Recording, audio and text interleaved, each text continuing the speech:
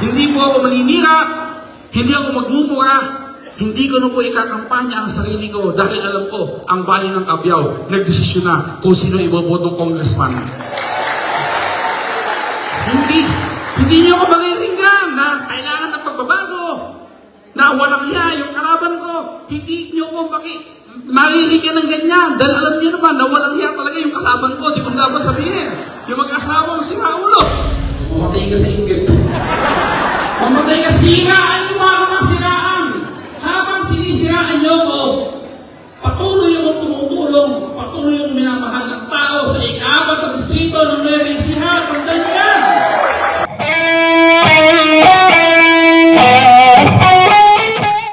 Bayan ng Cabiao, para sa tuloy-tuloy na dekalibreng serbisyo dito po sa bayan ng Cabiao at sa ika-4 na distrito ng Nueva Ecija, ang aming pong mananatiling Congressman Eming Pascual. Salamat po, maraming salamat po. Kumusta kayo dito mga katoda? Ayos naman.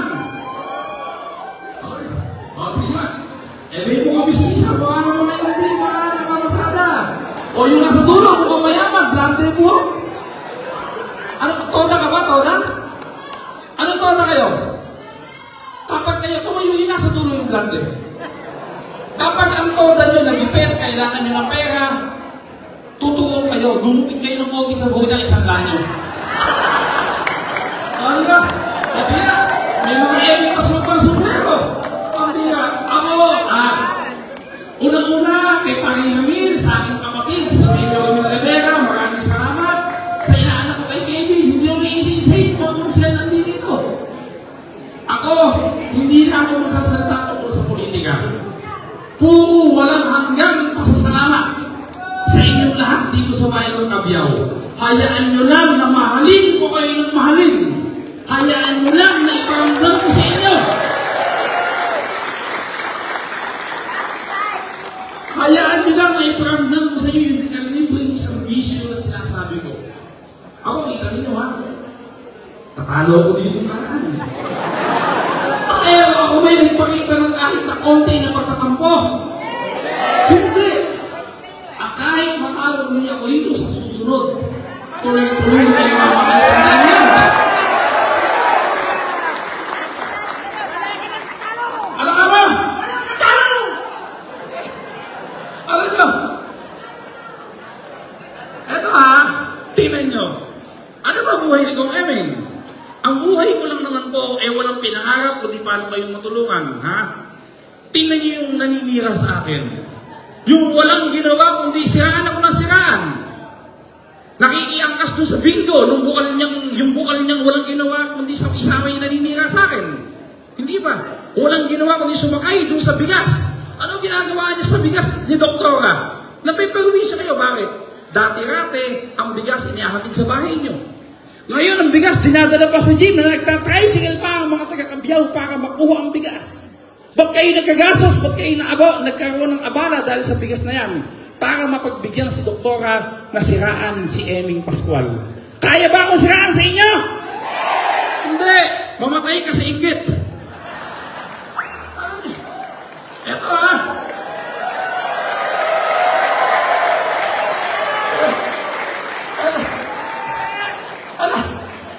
Ito, kita mo yung pagkakasundo namin eh.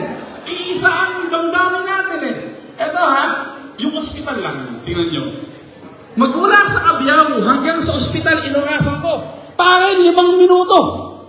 Kayo ang unang-unang may kinabang ng ospital na yan na sinasabi nila na hindi totoo. Yung ospital na mas maganda pa sa St. Luke's, di ba? Bakit ko pinangarap yung ospital na yan? Bakit pinagpagsigihan ko yung ospital na yan? Kasama ko po si Bukol Dodong Bautista. Vice Mayor pa lang kami. Kami na ang nangarap sa ospital na yan. Gaano kadaming taga-Cabiao ang humihingi ng tulong sa akin? Gaano kadaming taga-Cabiao ang pinagagamot ko? Gusto ko ang mga taga-Cabiao simple lang. Bibigyan ko kayong lahat ng health card. Yung health card na yan, ha? Yung health card na yun, may naman na 1 milyon. 1 milyon! Diyan nila tayo inuuyam. Ano sinasabi nila doktora at saka ni Ellen Nagago? Ay, Ellen Naganyo? Ang...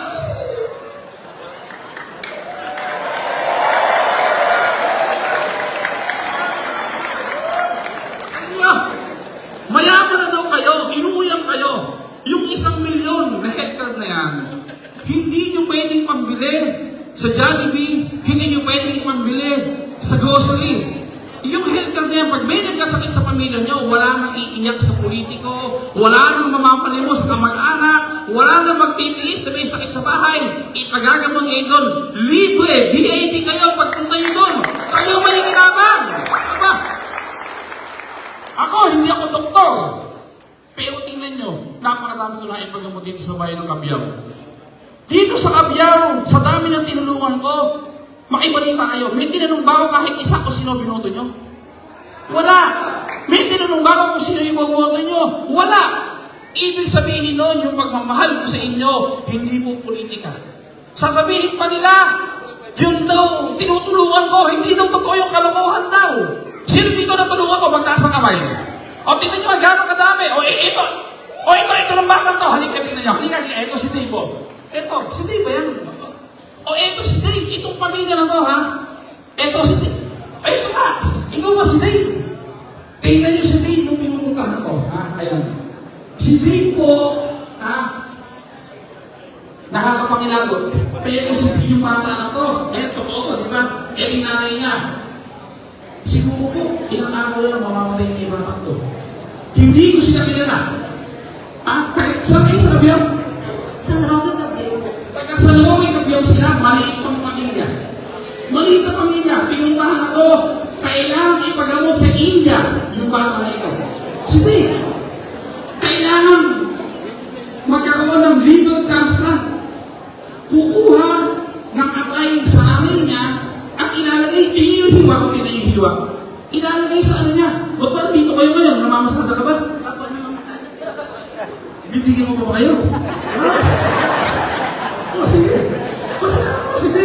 Ay, hindi ko na makikita ko sila dito eh. Alam niyo, magkano ang gastos nun? Magkano? 2 milyon po. 2 milyon ang gastos. Ang sarili kong pera, 1.2 milyon para ko sa kanya. Yung 800,000, madami nagdonasyon sa akin, pati mga kaibigan ko sa abroad, kung sino-sino kaibigan. Kulang pa rin, nagtinda ko ng pizza, 1,000 isang pizza. Inabot ng 2.2 million. Kasado na.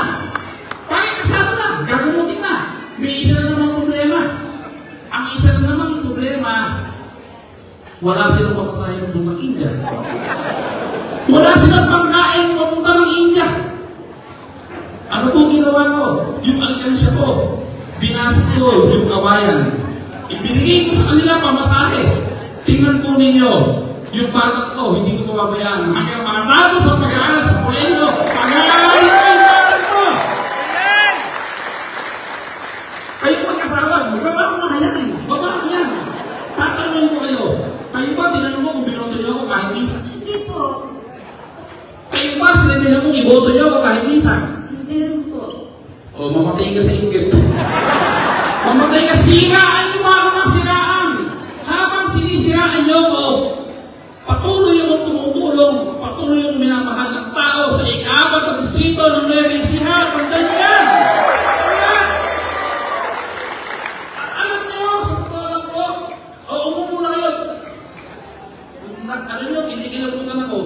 Isipin po ninyo yung may iniligtas tayong anghel, di ba? May iniligtas tayong bata na ganito. Sila. Doktor sa mata. May mga sa inyo binigyan kahit ayaw mo. May patingin kung may guliti kayo. Wala, di ba? Ang bihira. Alam po ninyo, hindi naman habang panahon si Ellen Pascual sa harapan yung congressman eh. Darating ang araw, hindi. Hindi po. Darating ang araw.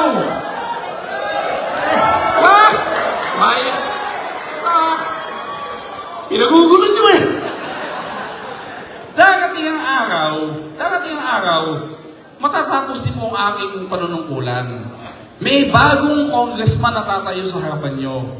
Darating ang araw, babalik ako sa bayan ng Cabiao, isang ordinaryong tao, walang katungkulan.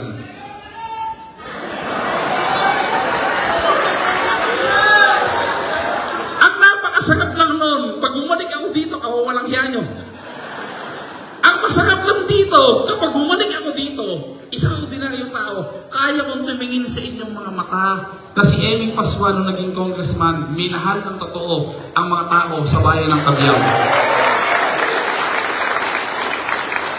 Hindi po ako maninira, hindi ako magmumura, hindi ko na po ikakampanya ang sarili ko dahil alam ko, ang bayan ng Cabiao, nagdesisyon na kung sino ibobotong congressman. Hindi niyo ako mariringgan na kailangan ng pagbabago, na walang hiya yung kalaban ko. Hindi niyo ako mariringgan ng ganyan. Dahil alam niyo naman na walang hiya talaga yung kalaban ko. Di ko nga ba sabihin? Yung mag-asawang si Raulo. Eto sa kayo nakakita. Ako daw, hindi daw totoong mabait ako. Ay, scholar po. Diyos ko, wala talagang tigil. Kung kayo po nanay, mag-aaral pa, scholar ko din po kayo. Hindi daw totoong mabait ako. Ako daw pag lasing nananampal. Hindi daw kakasa sa bus ang sinampal ko. Sa barko, ganyan nila akong siraan. Paano po akong malalasing at mananampal? Hindi po ako umiinom ng alak buhat ang pinanganak ako. Hindi ako naninigarilyo buhat ng pinanganak ako. Hindi ako nagsusugal. Lalo lang hindi ako nambababae. Hindi ba? Naniniwala kayo lahat doon? Oh, mamatay ka sa inggit! Maniniwala sa akin ng mga tao. Ako naman po, tingnan nyo, sama-sama na silang lahat na malalaking politiko sa buong Nueva Ecija at sa distrito. Nung isang araw, si Rudy Antonino nagpunta sa Cabiao. Sinisiraan ako ni Rudy Antonino. Alam nyo, hindi ko naman ako nagtatampo sa matanda na yan. Kay Kong Rudy. Alam nyo, ang simple lang sasabihin ko sa inyo. Lumaban siyang congressman, 3 ulit, tinutulungan ko siya at ng tatay ko. Lumabang congressman ng 3 ulit, si Megan Antonino, tinutulungan namin siya. Dumating pa ang panahon na halos ako lang ang mayor na nakatindig sa kanya. Lahat ng laban ng Antonino, tinulungan namin. Ngayon ba naman ako congressman, sisiraan pa niya ako? Hindi ba? Ako naman po, alam problema sa akin doon. Kaya lang, naaawa ako, ginagamit siya ng mga kalaban ko. Naaawa ako sa kanya dahil bilang matanda at lumaki ako na iniidolo ko siya, may respeto at pagmamahal ako sa kanya. Kung Rudy, panoorin po ninyo yung video ninyo. Ako di ko natapos. Naaawa ako sa inyo. Kapag pinanood nyo yung video nyo habang sinisiraan nyo ako, maaawa din kayo sa sarili nyo. Huwag kayong magpagamit sa mga tao na yan. Dahil kahit ano sabihin nyo, walang naniniwala sa inyo, mahal ako ng mga taga-Cabiao. Ito sila! Ayan o! Ayan sila! Ala! Ala! At ako naman po, bago ako matapos, isa lang po papakiusap ko sa inyo. Yung pong boto na ibibigay nyo sa akin, sana po mula ako sa politika, yun lang po, nag-iisang bukal na pinapakiusap ko sa inyo, sure win, number 1. In-number 1 nyo sana, si Bukal Dodong Bautista. Hindi ako kumakahiya sa inyo. Habang ako, naghahagilap ng pondo sa Maynila, si Paring Dodong gawin ng bukal, siya ang bababag sa bayan ng Cabiao at kapamahagi kasama si Mayor Kevin ng mga ayuda. At yung sasabihin nila, yung pinapamigay ko daw ng mga pera, pera ng pogo. Yun nga pinamibigay ni Congressman Eming, pera ng pogo. Wala pong pogo. At dapat wala na silang pakialam kung saan man ang galing ang pera pinamibigay ko sa inyo. Kahit nagputa ko, ibinenta ko katawan ko, basta may maibigay lang ako sa inyo. Hindi ba? Wala na silang pakialam doon. At hindi po totoo yung pogo. Pogilan talaga si Kong Eming. Ayan, mamatay ka na naman sa inggit! Mamatay ka na naman sa inggit! Hindi ako nanila buhat kanina. At ako po, nakikita ko naman po yung pagmamahal nyo sa ating susunod na Vice Mayor, si Vice Mayor Ramil Rivera. Pinakamalakas sa akin, masahol ko sa kapatid ko. Bakit yan? Si Paring Ramil. Yung inaanak ko na si Kevin, ha? Ako, hindi ko kayo kakampanyahin para sa kanila. Hindi po. Hindi ko sasabihin, iboto nyo yung mag-aman to. Pero papayuhan ko kayo. Kung ako, taga-Cabiao, iboboto ko ng 1 milyong ulit yung mag-aman na ito. 1 milyong ulit! Eh bakit? Hindi nyo kasi naririnig eh. Hindi nyo nakikita kung ano yung mga plano nila sa buhay, pangarap. Kapag kami maghapon magkasama, walang sinabi sa akin si Panong Ramil. Kung hindi lahat ng pangarap niya sa bayan ng Cabiao, paano makatutulong at lalong mapauunlad at mapagaganda ang Cabiao. Madami ko nakakausap na mayor, walang binabanggit at plano sa bayan niya. Maswerte ko kayo, si Mayor Ramil Rivera, nagmamahal sa bayan ng Cabiao. At sa inyo lahat, yung mga kapitan na dito, mga kap, yung mga ibabanggitin, mga boss, ha? Yung mga konsihal, hindi ko yung kakampanya dito, mahal na mahal ngayon ng mga tao dito. Yun lang po.